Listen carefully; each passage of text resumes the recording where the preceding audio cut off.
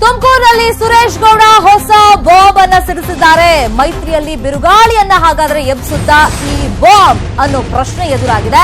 ವಿಧಾನಸಭೆ ಚುನಾವಣೆಗೆ ಸಂಬಂಧಪಟ್ಟಂತೆ ಅಲ್ಲಿ ಮ್ಯಾಚ್ ಫಿಕ್ಸಿಂಗ್ ಆಗಿತ್ತು ಅನ್ನೋ ಹೊಸ ಆರೋಪವನ್ನ ಸುರೇಶ್ ಗೌಡ ಮಾಡಿದ್ದಾರೆ. ಹಾಗಾದ್ರೆ ಈ ಆರೋಪ ಮೈತ್ರಿಯಲ್ಲಿ ಹಾಗಾದ್ರೆ ಒಂದ್ ರೀತಿ ಬಿರುಗಾಳಿಯನ್ನ ಎಬ್ಬಿಸುತ್ತಾ ಅನ್ನೋದನ್ನ ನೋಡ್ಬೇಕು. ಯಾಕಂದ್ರೆ ಇವ್ರು ಮಾತಾಡಿರೋದು ಕಾಂಗ್ರೆಸ್ ಜೆಡಿಎಸ್ ನಡುವೆ ಮ್ಯಾಚ್ ಫಿಕ್ಸಿಂಗ್ ಆಗಿತ್ತು. ಡಿಸಿಎಂ ಪರಮೇಶ್ವರ್ ಸ್ವಂತ ಶಕ್ತಿಯಿಂದ ವಿಧಾನಸಭೆ ಚುನಾವಣೆಯಲ್ಲಿ ಗೆದ್ದಿಲ್ಲ, ಪರಮೇಶ್ವರ್ ಗೆದ್ದಿದ್ದು ಮ್ಯಾಚ್ ಫಿಕ್ಸಿಂಗ್ ನಿಂದ ಅಂತ ಹೊಸ ಆರೋಪವನ್ನ ಮಾಡಿದ್ದಾರೆ. ಅಷ್ಟೇ ಅಲ್ಲ, ಸುಧಾಕರ್ ಲಾಲ್ ಸೋಲ್ಸೋಕೆ 5 ಕೋಟಿಯನ್ನ ಕೊಟ್ಟಿದ್ರು. ಚೆನ್ನಿಗಪ್ಪಗೆ 5 ಕೋಟಿ ಹಣವನ್ನ ಪರಮೇಶ್ವರ್ ಅವರೇ ಖುದ್ದಾಗಿ ಕೊಟ್ಟಿದ್ರು.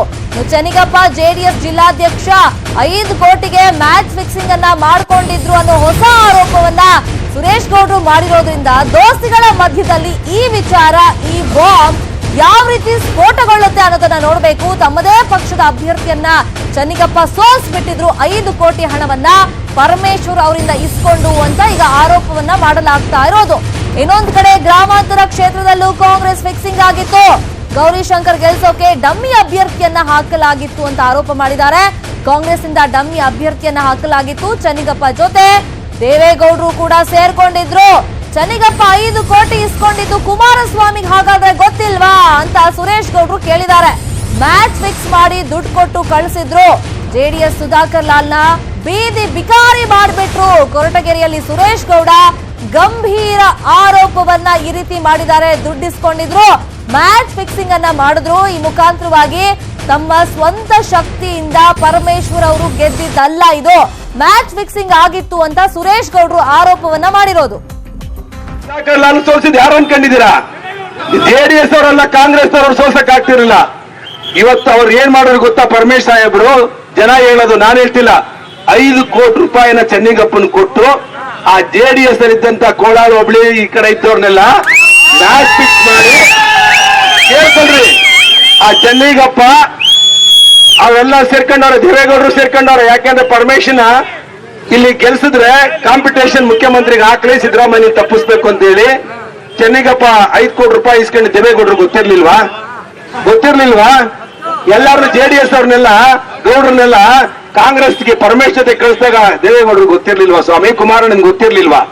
ಎಲ್ಲ ಮ್ಯಾಚ್ ಫಿಕ್ಸ್ ಮಾಡಿ ಎಲ್ಲ ಜೆಡಿಎಸ್ ಅವ್ರನ್ನ ಕಾಂಗ್ರೆಸ್ ಕಳಿಸಿ ದುಡ್ಡು ಕೊಟ್ಟು ಸುಧಾಕರ್ ಲಾಲ್ನ ಸೋಲಿಸಿದವ್ರು ಯಾರು ಇಲ್ಲಪ್ಪ, ಇದೇ ಚೆನ್ನಿಗಪ್ಪನವರು. ಇಲ್ಲಿ ಚೆನ್ನಿಗಪ್ಪ ಮ್ಯಾಚ್ ಫಿಕ್ಸಿಂಗ್ ಏನಂತ, ಇಲ್ಲಿ ಚೆನ್ನಿಗಪ್ಪ ಪರಮೇಶ್ ಗೆಲ್ಬೇಕು, ಅಲ್ಲಿ ತನ್ನ ಮಗ ಗೆಲ್ಬೇಕು. ಎಲ್ಲಿ? ಗ್ರಾಮಾಂತರದಲ್ಲಿ. ಅದಕ್ಕೇನ್ ಮಾಡಿದ್ರಿ? ಕಾಂಗ್ರೆಸ್ ಒಬ್ಬ ಆಡೋ ಹುಡುಗನ್ನ ಗ್ರಾಮ ಪಂಚಾಯತಿಗೂ ಲಾಯಕ್ಕಿಲ್ದವನ್ನ ಕಾಂಗ್ರೆಸ್ ಅವ್ರನ್ನ ಅಲ್ಲಿ ತಂದು ಹಾಕಿದ್ರಿ. 2,000 ಓಟ್ ತಗೊಂಡ. ಹೆಂಗೆ ಮ್ಯಾಚ್ ಫಿಕ್ಸಿಂಗ್? ಜನ ಏನ್ ಮಾಡ್ತೀರಾ ಪಾಪ ನೀವು? ನಿಮ್ಗೆ ಏನು ಗೊತ್ತಾಗಲ್ಲ, ಅಮಾಯಕರು. ಏನೋ ಪರಮೇಶ್ ಅಂತೀರಾ. ಹೆಂಗೆ ಯಾರು ಜೆಡಿಎಸ್ ಅಲ್ಲಿ ಇರೋ ಜೆಡಿಎಸ್ ಅಲ್ಲಿ ಚೂರಿ ಹಾಕಿ ಅವ್ರನ್ನ ಲಾಲ್ನ ಬೀದಿ ಬಿಕಾರಿ ಮಾಡಿದ್ರಿ. ಸುಧಾಕರ್ ಲಾಲ್ ಸೋಲ್ಸಿದ್ ಯಾರು? ಈ ಆರೋಪದ ಬಗ್ಗೆ ಮಾತಾಡೋದಕ್ಕೆ ಶಾಸಕರಾಗಿರುವಂತಹ ಗೌರಿಶಂಕರ್ ಅವರು ನಮ್ಮ ಜೊತೆ ಫೋನ್ ಸಂಪರ್ಕದಲ್ಲಿ ಜಾಯ್ನ್ ಆಗಿದ್ದಾರೆ. ಗೌರಿಶಂಕರ್ ಅವರೇ, ನಿಮ್ಮ ಮೇಲೂ ಆರೋಪ ಮಾಡಿದ್ದಾರೆ, ನಿಮ್ಮ ಅಪ್ಪನ ಮೇಲೂ ಆರೋಪ ಮಾಡಿದ್ದಾರೆ. ಮ್ಯಾಚ್ ಫಿಕ್ಸಿಂಗ್ ಆಗಿತ್ತು. ಹಾಗಾದ್ರೆ ಈ ಆರೋಪಕ್ಕೆ ನಿಮ್ಮ ಉತ್ತರ?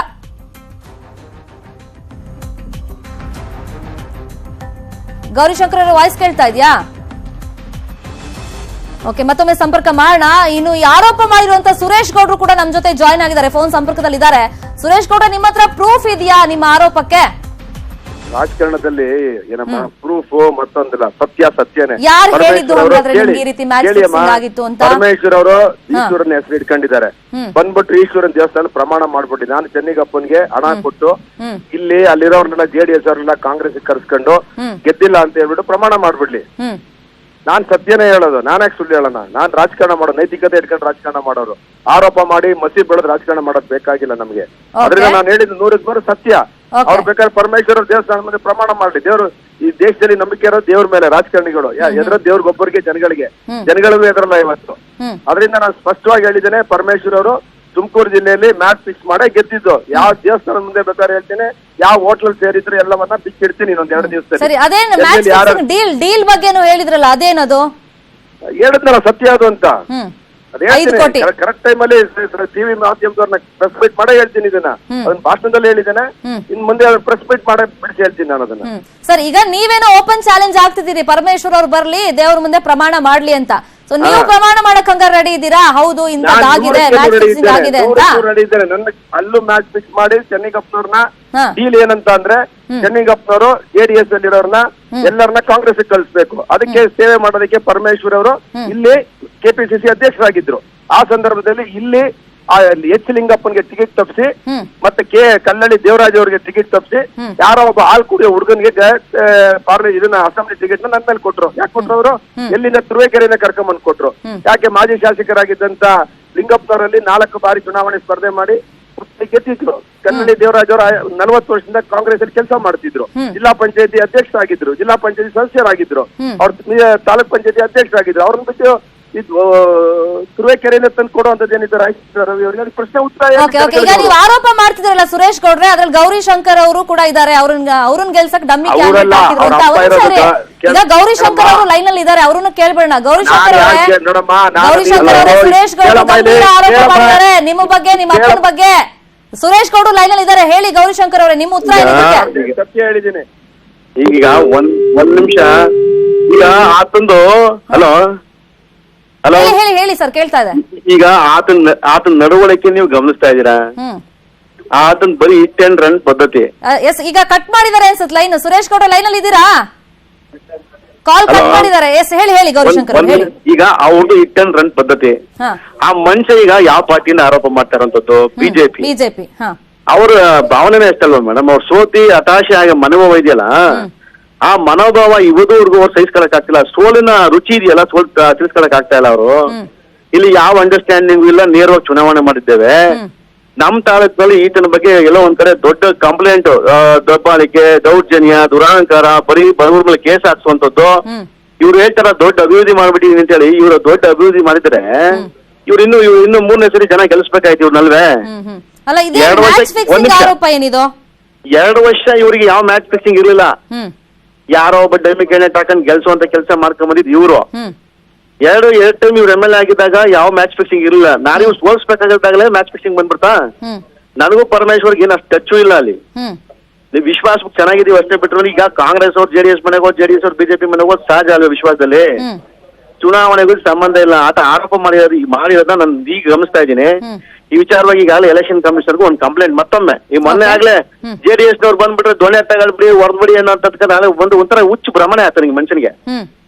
ತಲೆ ಮೋಸ್ಟ್ಲಿ ಕೆಟ್ಟೋಗಿರಂಗ್ ಕಾಣಿಸ್ತದೆ. ಅಲ್ಲ, ಈಗ ಬಹುಶಃ ಹೆದರ್ಕೊಳ್ಳೋದು ದೇವರಿಗೆ ಅಂತ ಅನ್ಸುತ್ತೆ. ದೇವ್ರ ಮುಂದೆ ಪ್ರಮಾಣ ಮಾಡ್ಲಿ ಪರಮೇಶ್ವರ್ ಅಂತ ಓಪನ್ ಆಗಿ ಅವ್ರು ನಮ್ ಚಾನೆಲ್ ಮುಖಾಂತರ ಇದು ಚಾಲೆಂಜ್ ಹಾಕ್ಬಿಟ್ಟಿದ್ದಾರೆ. ಈಗ ಆಗ್ಲೇ ಒಂದ್ಸರಿ ಯಡಿಯೂರಪ್ಪ ಅವರೇ ಅವ್ರ ಪಾರ್ಟಿ ಅಧ್ಯಕ್ಷರೆಲ್ಲ ಒಂದು ಕಡೆ ಪ್ರಮಾಣ ಮಾಡಿ ತಪ್ಪಾಯ್ತು ಅಂತ ಕೇಳೋದು ಎಲ್ಲಾ ಮಾಧ್ಯಮದಲ್ಲಿ ನಾವೇ ನೋಡಿದ್ದೇವೆ. ಅದಕ್ಕೆ ಇನ್ನೊಂದು ಸಾಕ್ಷಿ ಆಗ್ಬೇಕಾದ್ರೆ ಬರ ಕೇಳಿ. ನಮ್ಗೆ ದೇವ್ರ ಮೇಲೆ ನಂಬಿಕೆ ಐತಿ, ಎಲ್ಲಿ ಬೇಕಾದ್ರೆ ಬರ ಕೇಳಿ ನಾವು ರೆಡಿ ಇದ್ದೇವೆ ಅವರಿಗೆ. ಓಕೆ, ಅಂದ್ರೆ ಇದನ್ನ ನೀವು ಸಾರಾ ಸಗಟಾಗಿ ತಳ್ಳ ಹಾಕ್ತೀರಾ? ಏನು ಮ್ಯಾಚ್ ಫಿಕ್ಸಿಂಗ್ ಆಗಿಲ್ಲ, ನಿಮ್ ತಂದೆ ಮೇಲೆ ಬಂದಿರೋ ಆರೋಪನೂ ಸುಳ್ಳು.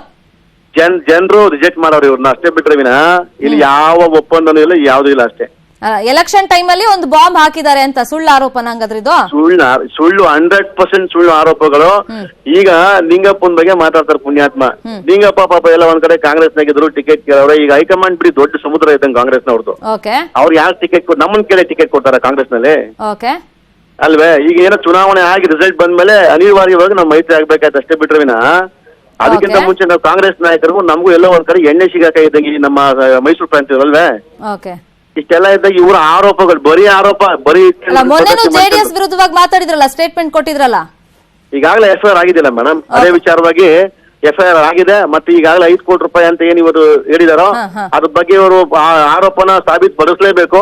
ಇದೇ ಹೋದ್ರೆ ಈ ಮನುಷ್ಯನ ಮೇಲೆ ನಾನು ಮಾನವಷ್ಟು ಮೊಕದ್ದಮೆ ಆಗ್ತೀನಿ. ಮತ್ತೆ ಇವತ್ತು ಎಲೆಕ್ಷನ್ ಕಮಿಷನರ್ ಕೂಡ ಕೊರಟಗೆರೆ ಜನತೆ ಏನವರು ಮಹಾಜನತೆ ಇವತ್ತು ಕಂಪ್ಲೇಂಟ್ ಮಾಡ್ತಾರೆ. Okay, thank you so much Gaurishankar ಅವರೇ ರಿಯಾಕ್ಷನ್ ಕೊಟ್ಟಿದ್ದಕ್ಕೆ.